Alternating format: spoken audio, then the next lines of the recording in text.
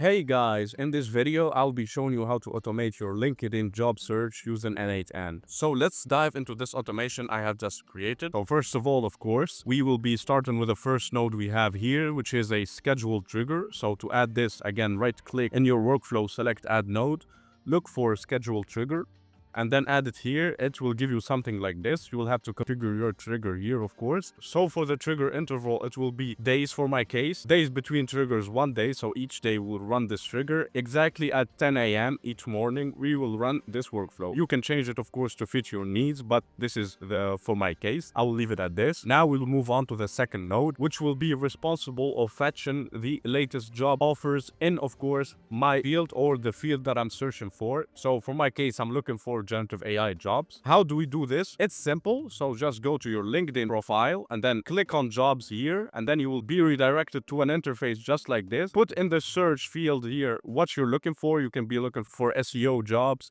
You can be looking for generative AI just like me, etc. So put generative AI here for my case and the location of where you're looking for a job. For my case, I'm looking for jobs in European Union, and then you will click search. It will give you a whole bunch of job offers or posts just like this. So what you do next is we'll be using another tool called rss.app, which is this one. We'll be basically creating an RSS feed out of this job search that we have. So after we have selected our job search criteria, we'll copy the link for the LinkedIn page here. And then here in the rss.app tool that we'll be using, of course, you'll have to create an account first. I will leave you guys the link in the description for this. Once you created an account, you'll be redirected to an interface just like this, where you can copy the URL that we have got from the LinkedIn in here, and then click on generate. Give it a bit of time to generate the RSS feed for you.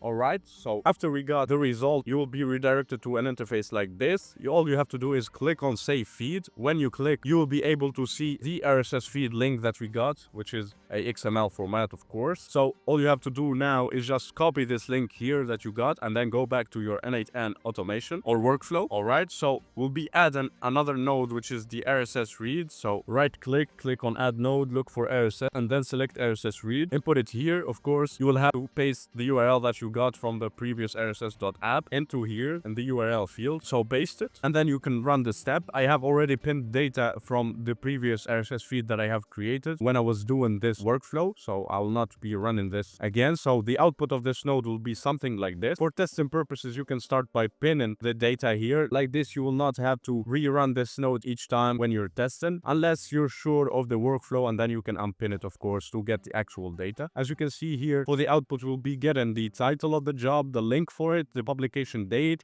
and the content. And if you notice here that the content is HTML format, which is basically the whole page of the job offering, which contains unnecessary data that will be not needed, and it is in an unstructured format that will be causing issues later on for the LLM to understand. That's why we'll be using the third node, or actually the fourth node, because the third node is optional. I'll use the limit node just for testing purposes to limit these 22 items that we got from the RSS feed into one item. So I'll be using the limit node. Again, right click on add node and then look for limit. It will give you something like this. I set the max items to 1 just to get 1 item here for testing, and then for the keep it to first items. And yeah, it will be the same output, just 1 item instead of 22 here for testing purposes again. For the fourth node, which will be HTTP request node, again, right click, add node, look for HTTP here, and then select it. For the method, it will be get. For the URL, we'll be using the URL of the job post that we'll be analyzing first. So for my case, I'm using the limit node, so I'll be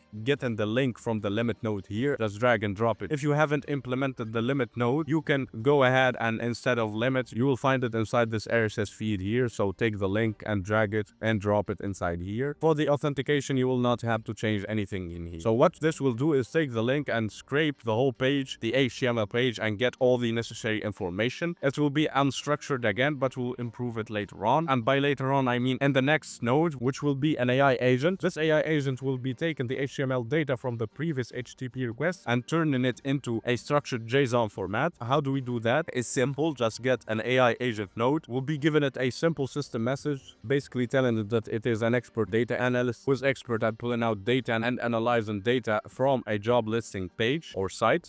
For the user message, we'll be giving it the actual job posting data, which will be the HTML formatted data that we got, and telling it to turn it into this JSON format. So will be extracting the company name, the benefits, the location, and the actual job description. If we keep it at this, it will be outputting the JSON format into a string format actually, so we'll have to turn on the require specific output here. Once we do that, it will give you this warning message, so you'll have to click on the output parser. It will tell you to choose one of the options. You will have to choose an output parser. It will give you something like this. For the schema type, keep it at generate from JSON example, and you will have to give it an output example how you want it with the fields that you have set in the previous system message. So I gave it a sample output format here. From this one, it will know how to structure the actual data that we'll be pulling from the job description data. After we have done that and we got our structured data, of course, before I forget, we'll have to add the actual LLM that we'll be using. For my case, I'm using Gemini 2.0 Flash. In the bottom left corner here for the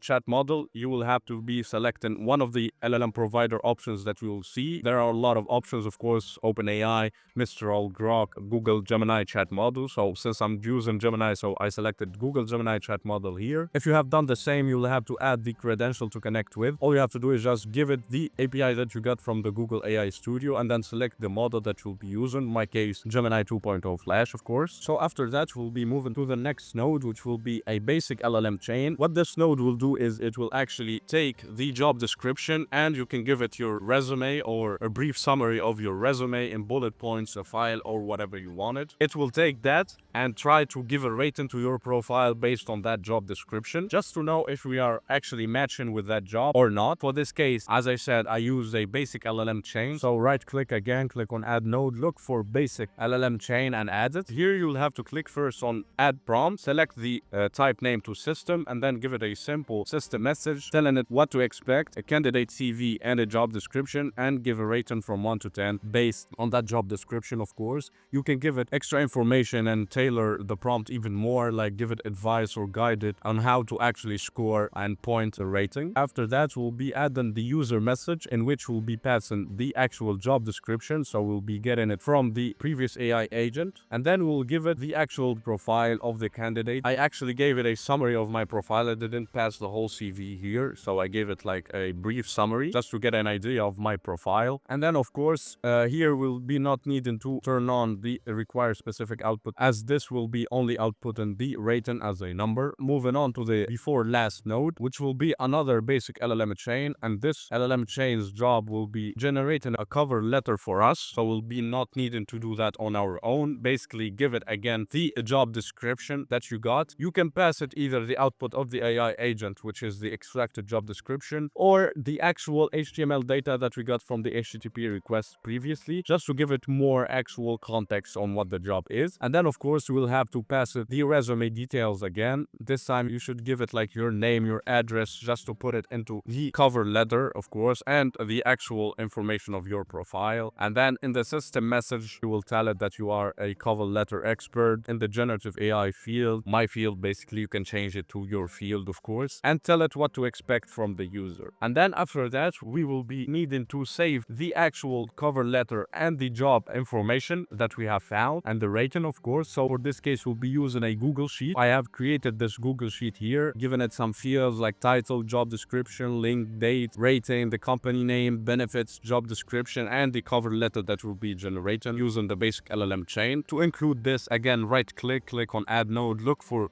Google Sheet, select it, and then for the action, it will be append or update row. We have to create our credential for the Google Sheet account. So click here, click on create new credential. It will be asking you to sign in with your Google account. Once you do that, you will be all set to go to use this node. The resource sheet within document, the operation append or update row will be selected the document or the sheet that we'll be using. So for my case, I'm selecting from list the jobs document that I have created. As you can see here, the jobs. And then for the sheet, it will be this sheet. Only I have one sheet, so it's sheet 1. For map in column mode, it will be map each column manually. For the column to match on, of course, since we have one unique identifier, it will be the link of the job post. And then we'll be mapping the output from the previous nodes. So for this, you will have to execute the previous nodes first in order to be able to map it. So you will see the actual data. So if we click on execute previous data here, so we'll be able to map them here. For the link, we'll be getting it from the RSS sheet. So drag and drop the link here. For the title, again, we'll be getting it from the RSS field. For the job description, we'll be getting the extracted job description from the AI agent. So take the job description and drag it here. For the date, again, from the RSS field, we'll take the pub date. For the rating, we'll be taking the output of the LLM chain that we have created for rating. So look for the basic LLM chain 1 here, and then drag it and drop it here. For the company name, the extracted one using the AI agent. For the benefits, same thing, drag and drop. For the job description, same thing. For the cover letter, we'll be using the output of the basic LLM chain. So take the text and then drag it and drop it here. All right, just like that, we have created our automation or job searching automation that we'll be using to get jobs, hopefully. Let's see this in action. So click on test workflow and then wait for it to output data. As I said, I limited to 1, so we'll be only seeing 1 job post, as you can see here. All right, we got it. So for the title, you can organize a bit more your sheet. I'm not expert with that, so you can do it on your own. We got the title of the job. We got the job description, which will be the whole job description of that job posting. The link of it, we can click it and view it inside LinkedIn, of course. The post date, and then the rating that we got from the LLM chain. So I got 8 out of 10, which is good. So I can basically be able to like apply for this job directly. For the company name, we got the company name, and then for the benefits, we got the benefit. For the job description, we got 2 job descriptions, which is a mistake on my end. Of course, I added 2 job descriptions fields here. It's pretty much the same, it's just a duplicate. And then we got the cover letter that we'll be able to customize and send it right away to the hiring team. It gave us placeholders, even though I gave it the actual like name. Maybe it didn't want to hallucinate, and that's why it kept it empty here as placeholders. Of course, we can take it and then customize it just like we want it. Anyways, we don't want to be sending automatically the